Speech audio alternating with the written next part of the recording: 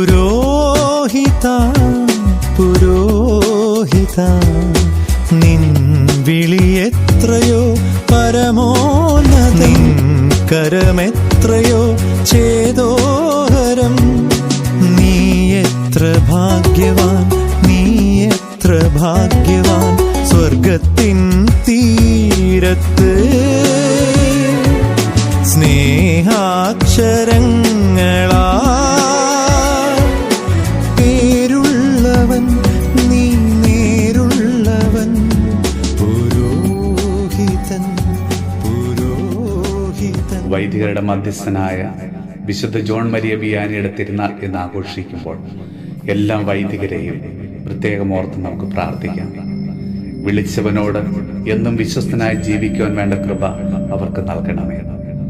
പുരോഹിതന്റെ വിളി എത്രയോ പരമോന്നതമാണ്.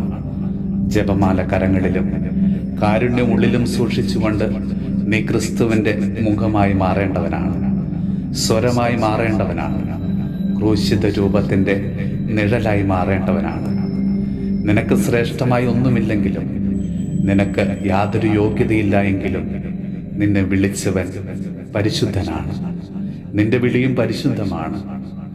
ബലിവേദിയിൽ ബലിവസ്തുവും ബലി അർപ്പകനുമായി മാറേണ്ടവനാണ്.